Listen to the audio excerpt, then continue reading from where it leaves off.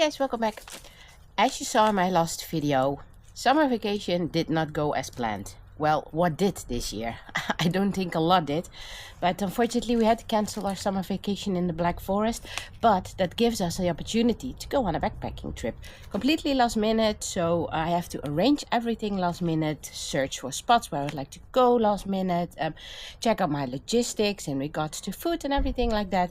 And while I'm working on it, I thought, well, why not make a video about this subject? Because sometimes I'm being asked, well, how do you plan everything? Specifically because I have a dog with me. And I thought, well, let's include this in a video to see if it might help anybody out who is starting to do their own logistics for backpacking trips. And this mostly comes in handy when you are not following a designated trail. So not a marked trail, you are making your trails yourself like most of the time I do. So hopefully this will be helpful to one of you. And well, I'm going to the logistics, like I mentioned, food part that we are going to bring on a 3-day backpacking trip solo, so it is for Ravi and myself, and a little bit of the last minute preparations. So let's go. So I always have a sort of a basic setup so that if I go out in the outdoors last minute that I do not have to arrange a lot, but depending on where we are going there are always some few minor things that are little things that has to be done. And for example, for this trip, it is to activate my Zoleo. I introduced my Zoleo earlier on my channel, but so far I didn't need it because we weren't on a trip yet on which no cell phone service was to be expected. But on this trip there is. So I have to make sure that I have activated my Zoleo, that it is connected as well to my mom's phone so she can use the Zoleo app as well.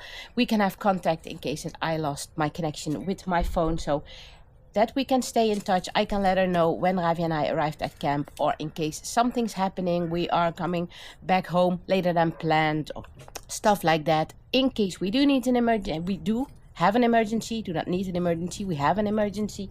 This will come in handy. So that's actually the final preparation I have to do for this one, because the pack was already practically fully packed because we had some plans for a few weeks ago, but that didn't happen. So I took my quilt and my tent out and the rest stayed in the pack. So packing up was pretty quickly done this time.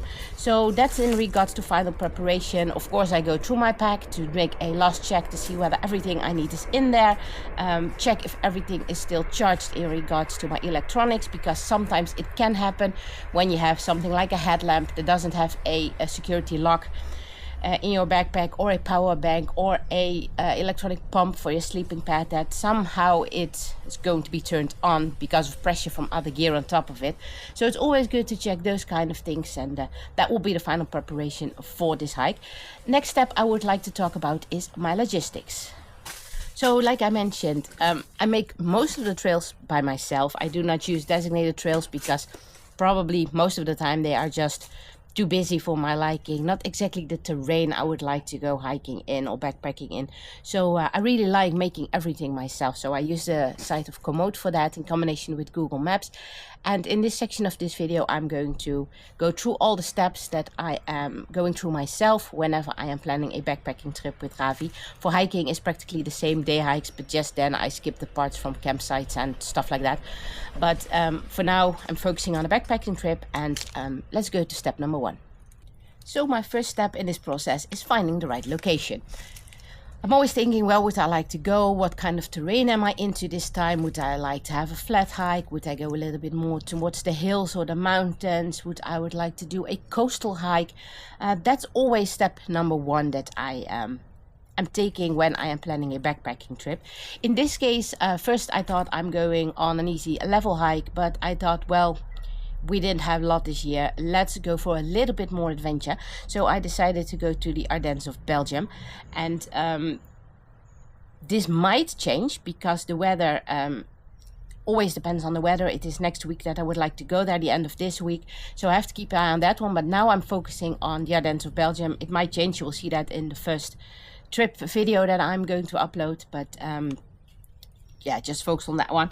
So I'm going to the Ardennes of Belgium, a little bit hills, a little bit of elevation, and a little bit of challenging. And I think that's something that we need at the moment because we didn't have a lot in regards to backpacking this year. You saw that in my update video that I uploaded a couple of weeks ago. Why not much has happened this year. So we are really into it. So a little bit of adventure, that's a good one this time. So once I know where I would like to go, I am going to check campsites. And most of the time where we are going for backpacking, wild camping is not allowed.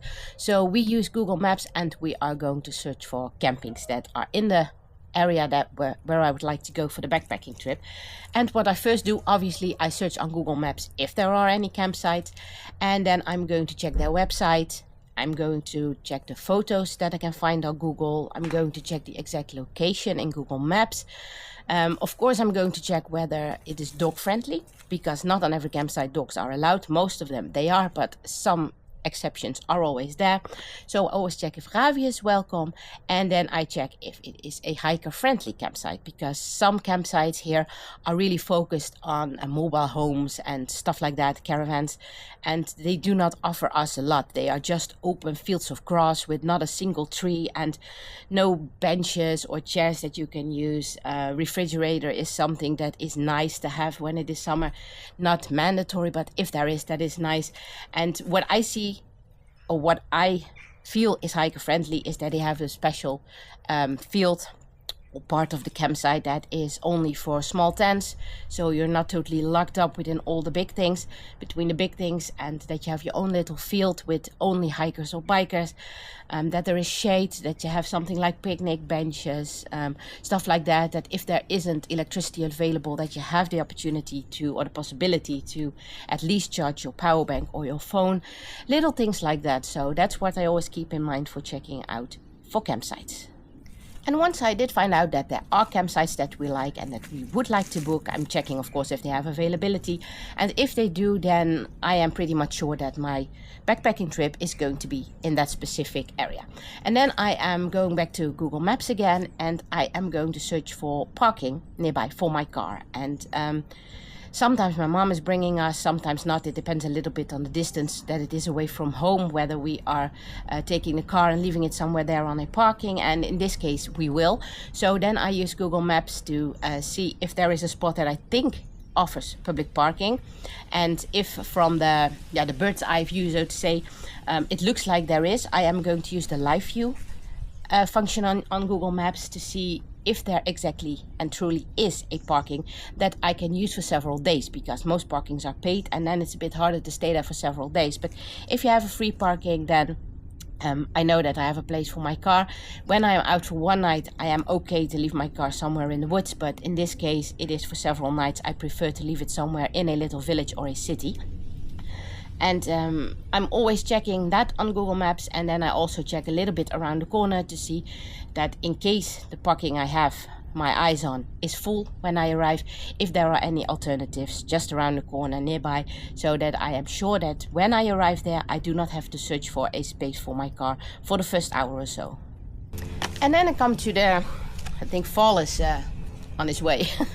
Then I come to the final part of my trail planning, and that is the actual trail itself. So then I have my campsites, I know where I would like to stay that night, I know where I can leave my car, and then I am actually assembling the trail itself. So I'm going to the app of Komoot, and the nice thing about that one is that people can upload photos from specific spots there on the map, so that you can have a little impression of what kind of terrain it is, how does it look like over there. And that's what I always check first, the kind of a terrain, how is it in regards to shade, is it very sunny, depending on what kind of weather it is. And then I'm going to check out whether it has something to offer for Ravi, because, well, you heard that say me more often in my videos, I find it really important that my hiking and backpacking trips also have something in store for Ravi, that it brings him a lot of joy to be out there.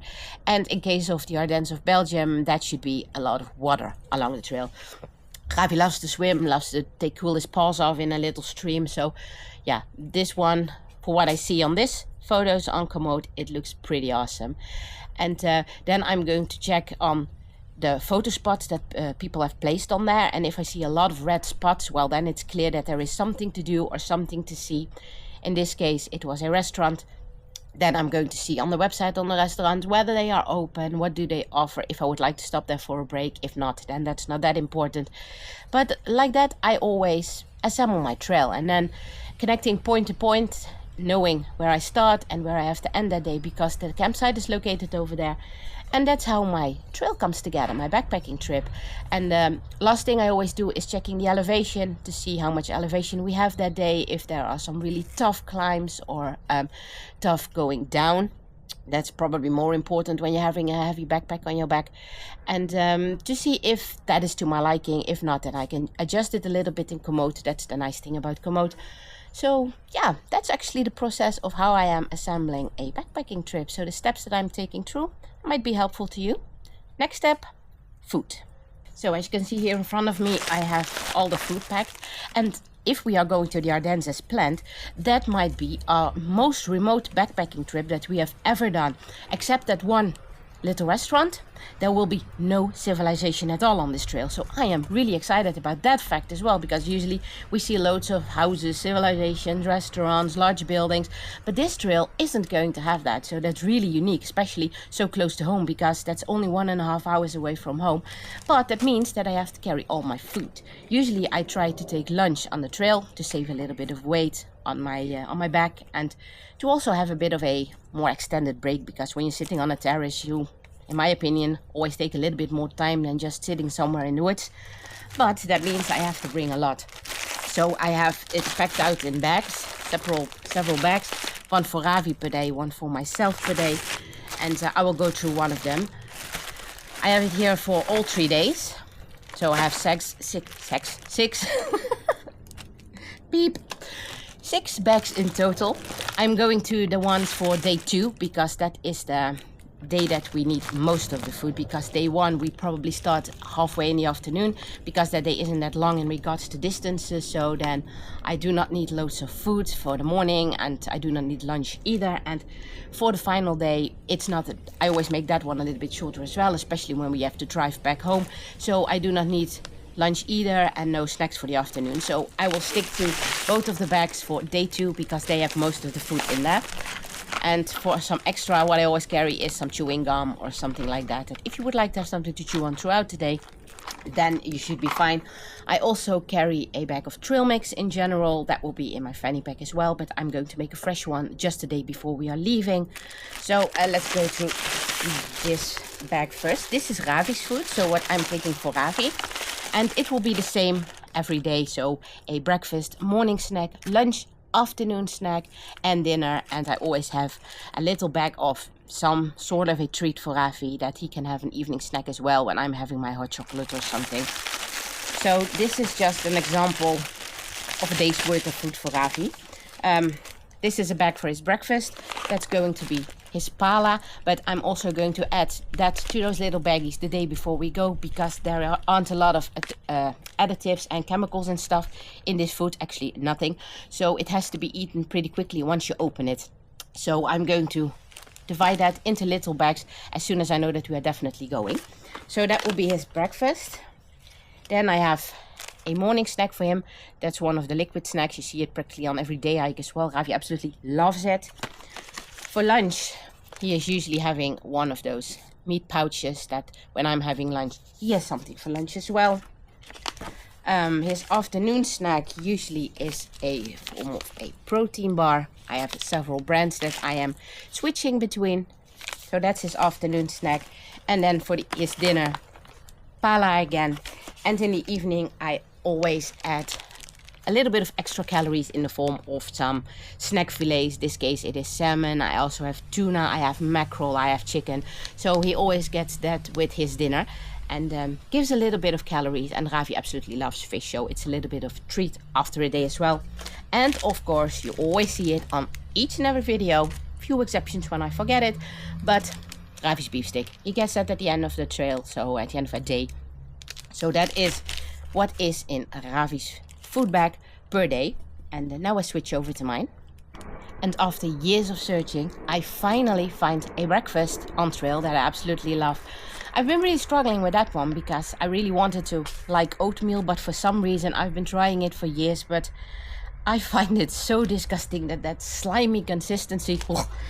I cannot get used to it. So oatmeal was off the planning for a long time, but I wasn't really lucky in finding an alternative, and I tried some bars and stuff like that, but nah, not really what I wanted. And I do like granolas or mueslis, but at home I eat them with yogurt. For some reason, granolas or mueslis with milk, in my head, that doesn't connect. That isn't a combination. And at home I do eat them with yogurt, but you're not going to take a pack of yogurt out on the trail when you are several days out on the trail. And then I was at Globetrotter in the German city of Cologne a while back ago. And man, that shop, that's paradise. I will blend in a little video to see it so that you can see how awesome that store is.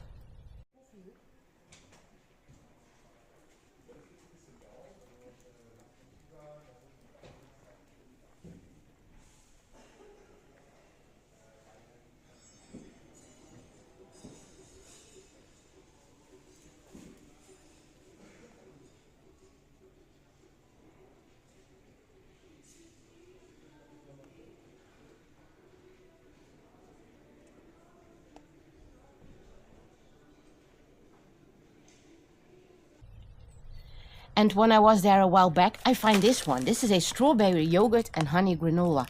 And this is so delicious. It is a huge portion, so I'm going to buy that in Ziploc bags because I eat 2 times out of this. I'm not a big breakfast eater, so that I'm having something as breakfast, that will be enough for me. This is usually 1 portion, but when I tried it the first time, well, it was clear that it was way too much. So I'm going to divide it, but finally I find a yogurt breakfast, and it is really good. It really tastes like yogurt, because sometimes you hear that, well, freeze-dried yogurt, when you are rehydrating that, it has a sort of a weird consistency.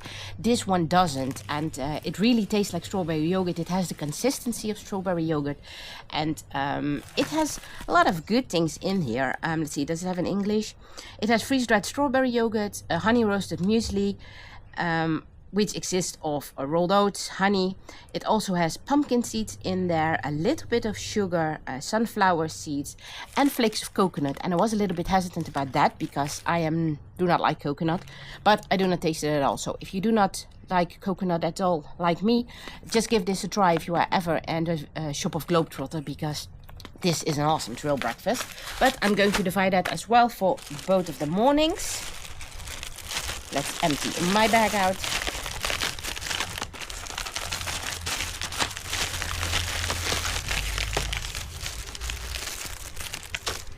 So that is going to be my breakfast. My morning snack is going to be some sort of a bar. In this case, I have a Kind bar. In my intro of this video, you also saw me picking another bar at a store that's in here. So that's what I have for my morning snack. Lunches do differ. In this case, I have Ritz crackers with a little roll of pate. This is nice size because it is exactly enough for a pack of Ritz crackers. And with that I also have some salami sticks, which is also good for your salt intake when you're sweating a lot. Might add some cheese sticks as well, but that will depend on the weather because they obviously melt easier. For the afternoon, I'm having a sort of a sweet bar like this one. It's with nuts and chocolate. Some other bags I have Snickers, so that differs also during every day. I have something else, so to keep it a little bit of interested. For the evenings, I also have some hot chocolate with me, but I have to mix that as well. I mix it with sugar-free hot chocolate powder and milk powder, but also I'm doing that just the night before. And I'm having some sort of a snack for in the evening. In this case, it is just a little bit of tux, so also some salty crackers. And what I have in my bag for each day is a bag of electrolytes. I like the liquid IV a lot. I've been searching a long time for electrolytes because you cannot find many of them here in the Netherlands, and this one I'm really happy with. Both the passion fruit flavor and the strawberry flavor I really like. So yeah, that's in general what is in my food bag. Forgot my dinner. In this case, my beloved chicken Alfredo pasta from Peak Refuel. Well, this is a little bit of an insight in my logistics, preparation, food. However, everything that I need for planning my backpacking trip through Dravi, everything solo. So I have to be aware of the fact that I'm not able to resupply in between because I am not tying Ravi up outside of a supermarket to do my grocery shopping. Never ever will I do that. The only exceptions I do make sometimes is in Germany. Then you are passing bakeries and you can tie Ravi exactly in front of the door and you have to step in there, not even a meter, and they've all windows at the front. So then I leave my pack outside and I leave Ravi with my pack. That's the only exception I make, but I will never ever enter a supermarket and leaving Ravi outside. So that makes it harder for me to resupply, but for 3 days I will be totally fine on carrying everything with me. Next year, little spoiler alert, Ravi and I are having a week-long backpacking trip planned, and then I have some other logistics in regards to food. So yeah, that will be a whole different story, but that will be a whole different video as well next year. So I hope that this video was helpful. If you have any questions about the process of preparing your backpacking trips, whether you're having a dog or not, whether you're solo or not, feel free to ask me and I would love to help you out, because I think it's really fun to prepare everything yourself, make your own trails and everything, search for places to sleep, do all your logistics, and for me that's really part of the backpacking trip. So if you like this video, give us a like, subscribe to the channel and notify the alarm bell, and then as always, enjoy the outdoors. We will catch you on the next trail. I hope it will be in the Ardennes of Belgium, but it will be a surprise to all of us where we'll be ending up. Fingers crossed that the weather will be good. Goodbye.